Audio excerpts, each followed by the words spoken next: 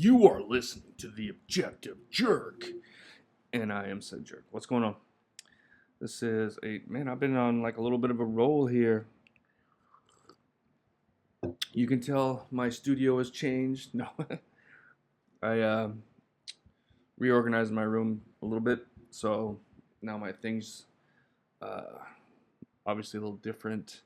I think I'm going to have to move the logo from over from over here to over here because it'll look better, I think. I don't know. Anyway, what's up? How's everybody doing? What's everybody doing? So, I think I'm going to try. Well, there is no planning with this. I don't plan anything. I just do. But I'm trying not to be like too hung up on something, whatever. So, I did a few political Charlie Kirk stuff. And then I did one about Creed. And I did another, or about Jimmy Kimmel was the last one, I think. And so now I'm going to talk about something else. But before I do, you guys ever seen Black Dynamite? It's actually easier to look at the camera this way. So maybe this is better so I can look like I'm looking at you. But Black Dynamite, it's a like black exploitation. It's hard to say. Black exploitation that came out in early 2000s, before 2010. I want to say like 2008, 2009, somewhere around there. I guess I could have looked it up, right? But I'm not here to really talk too much about it. But anyway, it has Michael J. White, I think is his name. So he's a martial artist, actor. He's in lots of stuff, but he was in the Batman movie, The Dark Knight Rises, the one that didn't like the Joker, the black dude. Anyway, but he's in tons of stuff. Mostly like, straight to video type stuff, but I don't know, he's always really good in everything he's in, I think, as far as, martial arts and stuff. But Black Dynamite is probably the best movie of his. I tried looking for it on Blu-ray a while back. I couldn't find it. But it's a hilarious, and well, the trailer by itself is hilarious because it's just kind of poking fun about the old bad editing and just the way they did trailers. So the whole movie is, it's just all, I don't know, it's pretty funny. If you haven't seen it, watch it. It's got, the action is pretty cool, and then it's hilarious. But so I was like, for some reason I thought about it again, and I was like, man, you know what? I want to share. I didn't want to just like find the trailer on YouTube and share it on like Facebook or whatever, because then it's like people have to click on it. I wanted to start playing it right away. So I, using an app or whatever, I recorded the trailer, except for like the very beginning and the very end, but basically recorded the trailer and put it up there so, people scrolling, or if they happen to come across their thing, it'll start playing and they can just either watch it. Because I think people will watch it more than if they have to click on it, But then, of course, there's like a copyright strike and all this stuff. And I'm just like, oh my gosh, come on, dude. Really? It's not like I'm a huge, I don't know, maybe it's because I'm not a huge, maybe if I was a huge, I was sitting there thinking like, if I'm not even a huge whatever, so how is it gonna, but I guess maybe me not being like a big thing, it could be used to help build up my audience or something, I guess maybe makes, I don't know, as opposed to someone that's, huge, then they get some free advertising. But still, it's just like, dude, it's free advertising, man. What?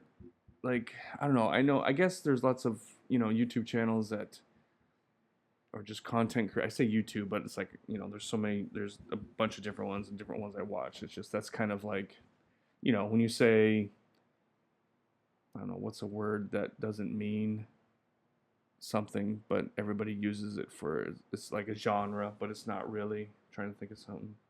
Like everybody will call, well, I mean like X, everybody calls it Twitter still. They call it tweets, no matter what platform you're on.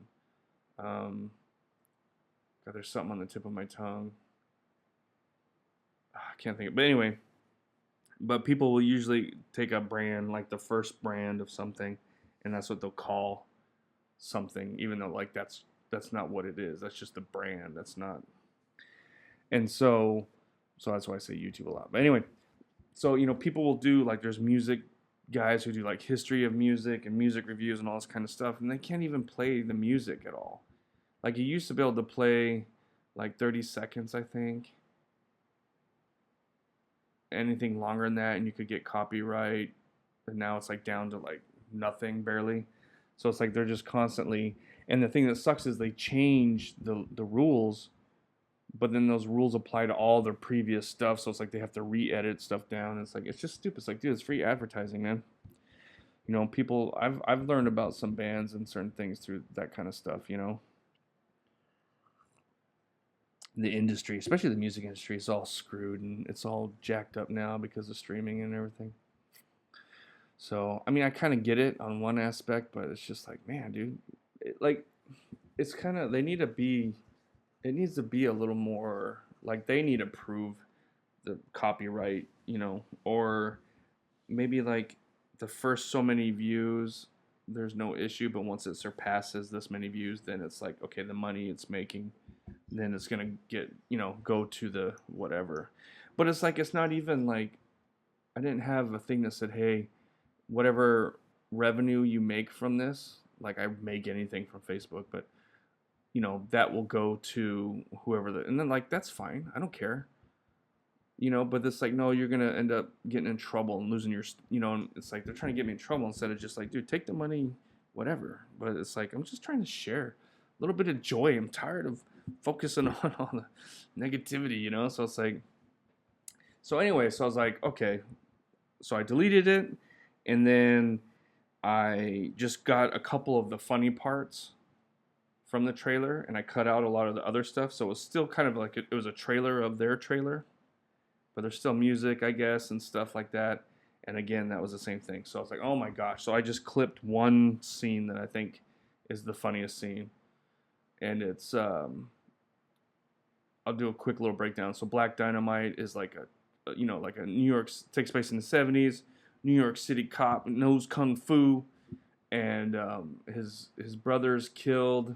The CIA is trying to get him to work for them or whatever. But so he decides to he goes to like a meeting of I want to say it was like drug lords, or maybe it's just a meeting in his community, and he's like from now on I'm going after all the people who are selling drugs to the community. And then you have the one drug dealer guy's like, but Black Dynamite, I sell drugs to the community. I don't know. I just always thought that was so funny. And that dude is from Reno 911, the actor. But the whole trailer's hilarious.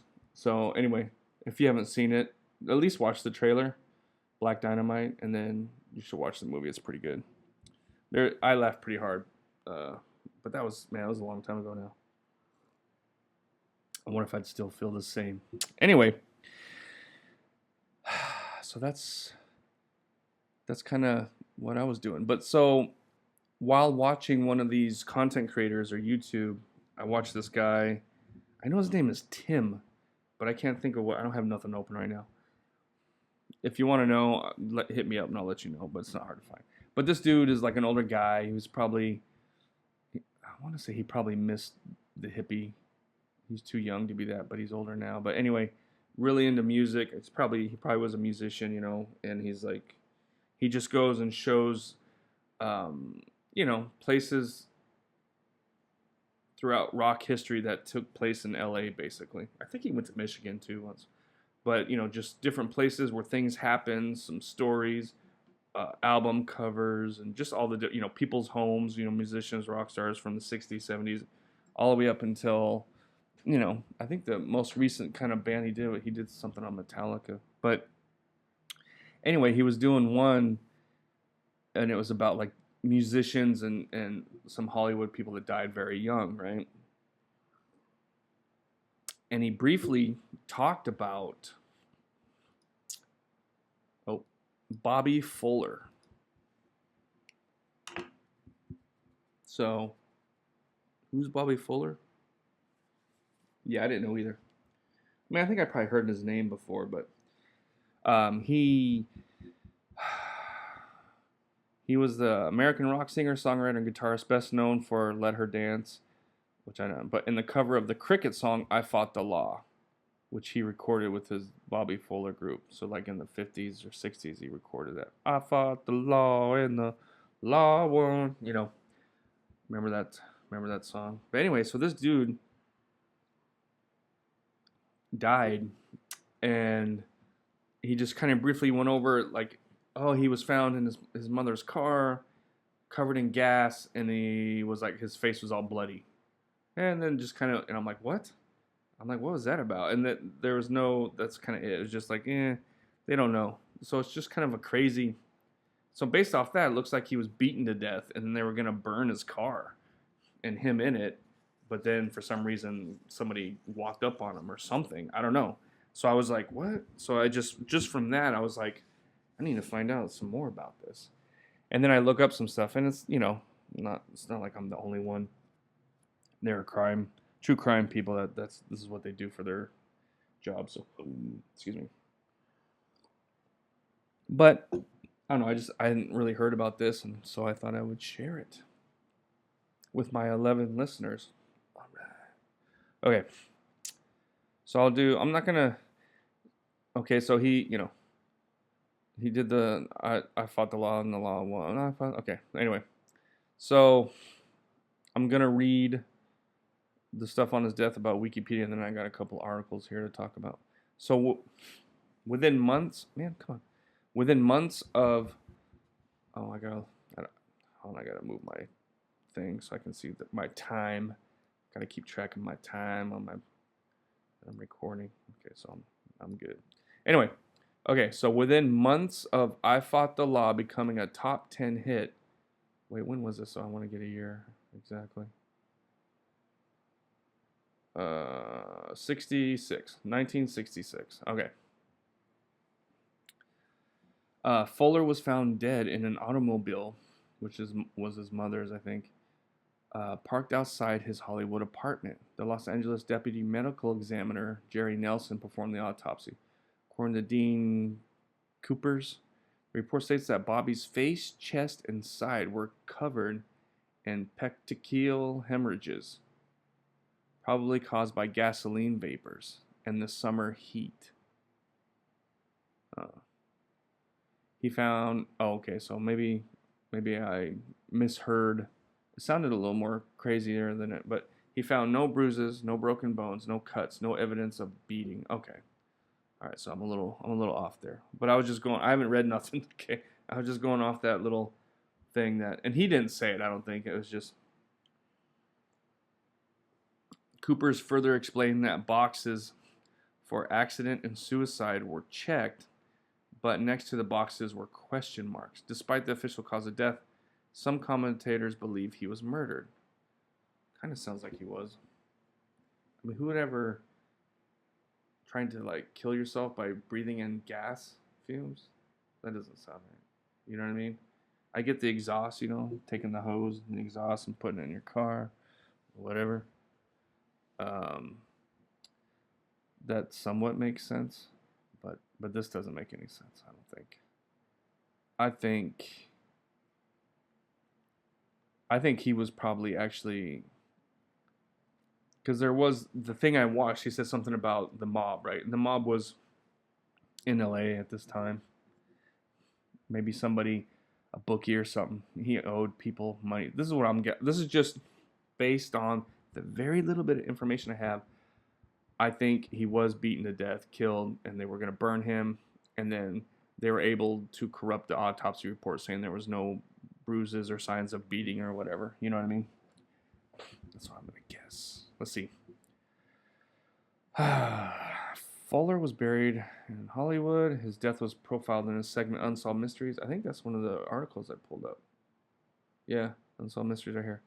His death was also explored in 2015 episode All Things Considered. So, I mean, it's not like it's, people have talked about it. Program references the book, blah, blah, blah, blah. Randy, sometime after the Unsolved Mystery segment in question initially aired, the cause of Fuller's death was officially changed from suicide to accident. Huh. Well, that's kind of crazy because it was like, yeah, people were like, hold on a second. What was an accident that he spilt gasoline all over himself? Where's the gas can? I'm curious. I'm curious. All right, let's see. Well, I guess I'll start off with the unsolved mystery one. Let's see what this one says. All right, police concluded the 60s musician committed suicide, but it does have a picture of him here. But his family suspects he was murdered. It's a picture of him laying down in this, like, draped over the car seat. So he was in the passenger seat, though. So he was in the passenger seat, and then draped fell over. If that's a legit photo, that seems weird too. On July 18th, 1966, the lifeless body of a popular young rock star was found in the front seat of his car. I thought it was his mom's car. In Hollywood, California. His name was Bobby Fuller. His band, the Bobby Fuller 4, BFF, hit it big when I Fought the Law shot to the top of the charts. They were 4 country boys from El Paso, and Bobby was the star. Randy Fuller, his brother, they said he'd have been like Elvis. Everybody that knew him described him as a musical genius. Bob Keene, owner of Delphi Records. Bobby was one of the most on-purpose musicians I ever met in my life. He was gonna be it. Makes you wonder, like, what if something happened to Elvis and Elvis never became Elvis? So there was a gas can in the car. Like he was trying to... But, dude, that would take forever, man. That just doesn't seem like that's... I don't know. When the police suggested that Bobby Fuller committed suicide, it was the beginning of a mystery that continues to this day.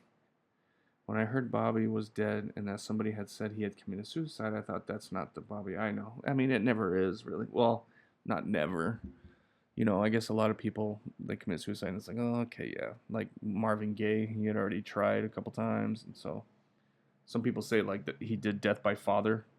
You know how people do, or death by father. Suicide by cop. He was suicide by father because he pretty much knew his father was going to shoot him. Yeah, Bobby Fuller was born with the music in his blood. Okay, I don't want to. Okay, let's see. So from the moment his body was discovered, police thought it was suicide, even though Bobby's body was in full rigor mortis when they found him. This suggests that he had been dead for several hours.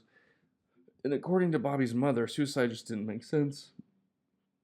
She also claimed that Bobby's car had been gone all night. So I guess maybe I misheard again. So it wasn't her car, it was his car. All night, and was not there when she checked during the following day. It wasn't until 5 p.m. when Bobby's mother went to pick up the mail that the car had mysteriously appeared with her son's body inside. Yeah, so he went somewhere. Someone beat the hell out of him. Maybe they weren't. Maybe they was that. Is that a thing? Do people commit suicide by breathing in fuel fumes? Let me see. Have people committed suicide by breathing fuel fumes? Carbon monoxide. Yeah, that's not the same thing. Helium, car fumes. Okay, maybe gas. Maybe instead of fuel, do gas. See, I don't think it's a thing, dude. Carbon monoxide, yes. Carbon monoxide. Suicide by poisonous gas. Authorities responsible where a stand man committed suicide by inhaling noxious fumes. Why have people stopped committing suicide with gas? By the 70s, when the transition to natural gas was complete, the number of gas suicides had dropped to 0. So, I mean, but it seems, I don't know, it's not like it's well known, though, you know? So it does kind of seem weird. Anyway, from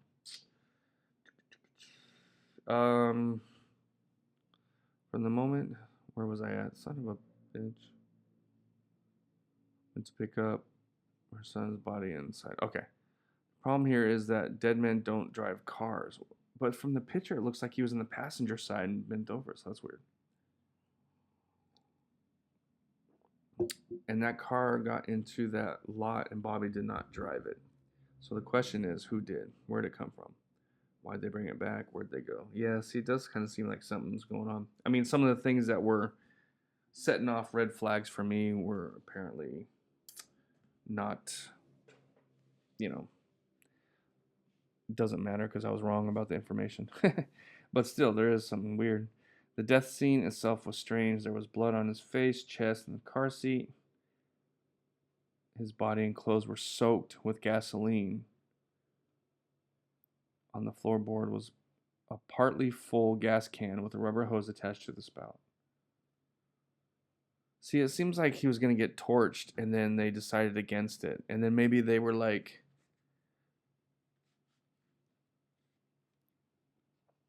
I don't know, we're not going to be able to burn it, or for whatever reason. Oh, if we do this, then it'll just seem like he inhaled gas, maybe, or I don't know. About the same time I got there, the plainclothes detective threw the can of gas in the dumpster. He said it's just another rock and roll punk. He committed suicide or something like that. And yeah, I mean, police were not the most astute back then. But then he could have been, paid to do that. At first, it was thought that Bobby died after drinking gasoline, but the autopsy revealed no gasoline in his stomach. What about anything else? The gas, yeah, it's just weird. On one page, it's marked an accident. On another page, there's a question mark next to the word accident, the question mark next to the word suicide. There was nothing conclusive to suggest that Bobby had committed suicide. The other unusual aspect of this case was that Bobby looked as if he had been beaten up. Now, some of this could have been the result of early decomposition of the body. Yeah, but that wasn't that quick. Or it could have been earlier injuries, bruises, what have you. But 2 or 3 people said that he had a broken finger and that there was blood on his shirt. Nothing seemed to point to suicide, but the police were insistent. See, it seems like they were kind of paid.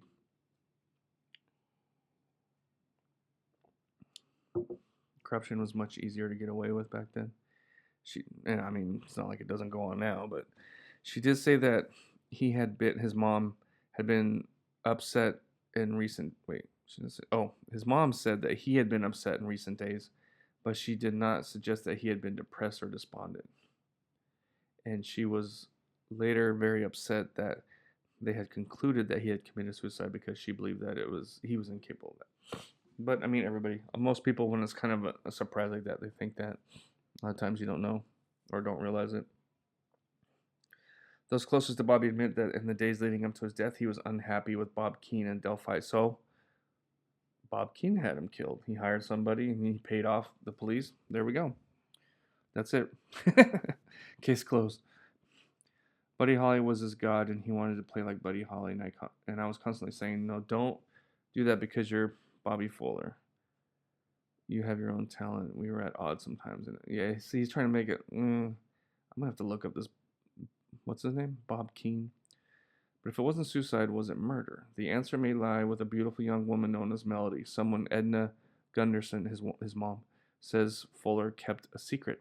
Even Bobby's closest friends and his mother, didn't really know much about her, except that he was occasionally seeing her, and it was very much a clandestine kind of affair.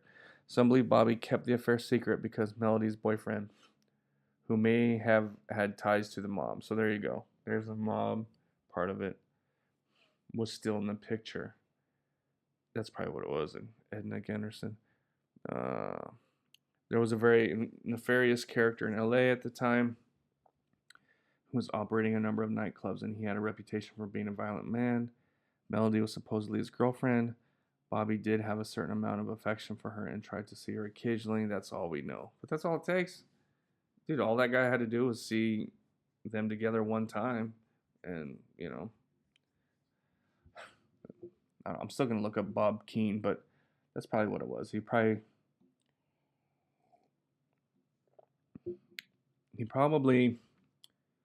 beat him up and was going to burn him in his car. But then maybe one of his buddies was like, dude, man, they might come looking at us or something. If we just do it, make it look like suicide, then no one's going to question it. That's probably what it was. Bam, case solved. All right. Randy Fuller remembers that Bobby had planned to go to a party with Melody the night before he was found dead. Melody was going to drive him there and introduce him to a lot of big time people. And he said that there'd probably be a lot of, drinking and everything else going on. I told him not to do anything that would get him in trouble. All right, what happened at the party is unknown, but soon after Bobby's death, there were rumors of a drug overdose and a possible cover up. Bob Keene said he heard the stories. I heard that Melody had turned Bobby on to doing acid a couple times. One of the possibilities that he was at a party with other celebrities and something happened, an accident, possibly or a fight. Of course, they didn't want to be involved with it, these celebrities. So somebody said, well, look, let's make it look like a suicide. I mean, I guess that's possible too. However, there were no drugs in his system, okay, and no one could explain why he was doused with gasoline. Yeah. Oh, here's an update. After the initial broadcast, what year did this even come out? I don't even know. After the initial broadcast of this story, Unsolved Mysteries received a call from the mysterious woman known as Melody. Oh, wow. She confirmed many of the facts we presented in our story, but she disagreed with two important details. First, she says she was never involved with anyone who had ties to the mob. Damn it! All right. And second, she insists that she was not with Bobby the night he died and that she has no knowledge of the alleged party. She also believes that Bobby did not commit suicide. More recently, the cause of Bobby's death was officially changed from suicide to accident. His family would like to exhume his body in hopes that new technology might be able to solve the mystery of his death. Man, the mob one sounded good. Bob Keene. So now it's back to Bob Keene. All right, here's another little article about it. I'm gonna try and skim through it. Stuff that we've already talked about. Okay, let's doing his history. Okay, Bobby, the death of his half brother. Let's start our reading with Randy gone. Bobby Todd. Okay, so they had another brother. Despite the recognition, on July 18, 1966, the band was to have a meeting, but Bobby never showed up. Dan Epstein wrote in his linear notes of the CD entitled Bobby Fuller, something. Okay, nobody knew where the young singer went or whom he had gone to see. The only thing the band and his mother knew was that Bobby was not home.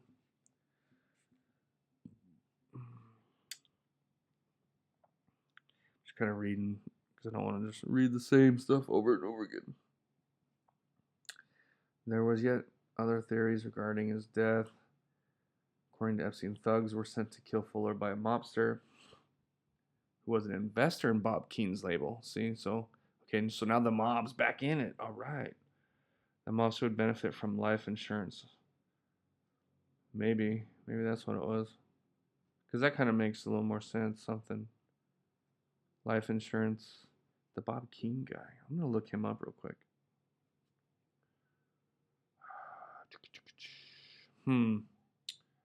Okay. Let's see. One more thing. Where am I at? Dang, I'm at 30 minutes already? Crap. All right. This is going to be quick, though. Bob Keene. Let's see. Bob Keene Delphi Records. There we go. Let's look up this guy. This guy's still alive? Oh, no, was. Okay, so he's dead. Oh, 2009. Professional is also sometimes known as Bob Keene, was an American producer. He was a producer and manager of Richie Valens. See, I wonder if, he probably made a buttload of money when Richie Valens died. Wait, no, Richie Valens.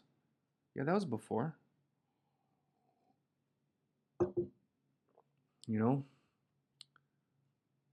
come on, let me see. So, yeah, so this was 6 years before. So, not realizing it at the time, but he made a bunch of money off of Richie Valens dying because of life insurance. And maybe took advantage, who knows. Died in 87. Kidney. That's it. They ain't got no information on him. I don't trust him. I don't trust him. Wow. Keene who died. That's kind of weird. There's not much information on him.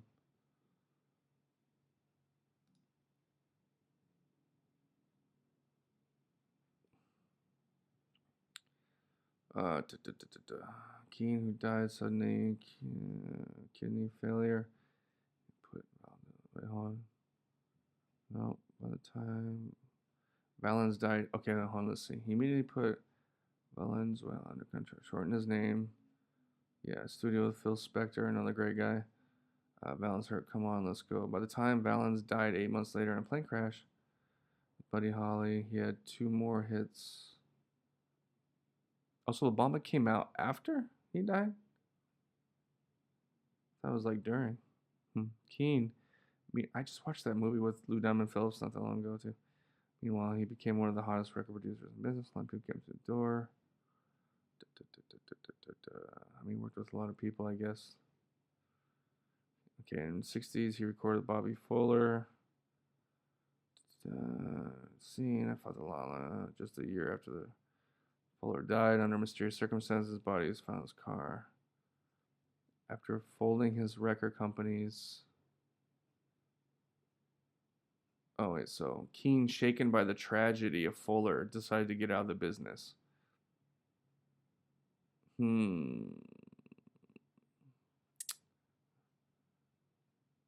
don't know about that. After folding his record companies, he promoted the careers of his young sons. Keene was born.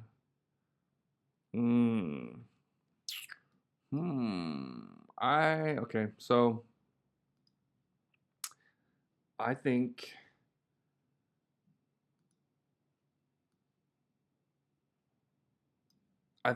the producer Bob Keene, I think he had a hand. I'm not saying he did it, he hired somebody, obviously. That's what I'm thinking. Because the whole thing is weird. The car wasn't there, then it was there. Saying he had rigor mortis, and then like early stages of I don't know, but he wasn't dead for that long, was he? What are the hours that he was dead? Or even if he was, by the time the car was there at 5, it doesn't line up. He was murdered without a doubt. He was murdered. And I think people tried to hide the fact that he was murdered by making it look like a suicide. Like because he's covered in gas. I mean, he wasn't drunk. There was no alcohol, you know what I mean? Like, pass out or whatever. But the picture shows him with his face and the steering wheel's right there. So that means he was on the passenger side. So I think he was beat up and they were going to torch him in his car, but they decided against it. I don't know who they is.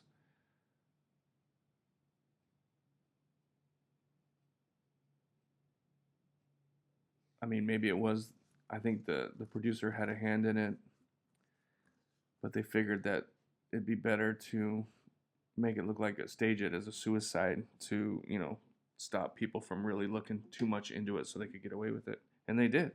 They probably, gave some money to some of the cops and maybe even the guy that did the autopsy. I mean, he put the questions mark there, so maybe he wasn't paid, but maybe he was instructed by somebody. So he was like, "Whoa, don't put on there that he's whatever." So he put questions mark. He put the question marks or something. I wonder what happened to that guy. That's what I'm thinking. He was taken out. The producer was probably involved somehow.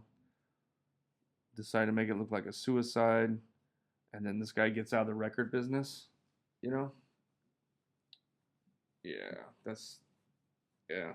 that's what I'm thinking happened. What do you think? What do you think? Was it suicide? If not, who did it? Let me know. All right, that's it. Thanks for hanging out. This was a little bit of a departure from my regular programming, but I don't know, whatever. I'll see you next time. All right, God bless.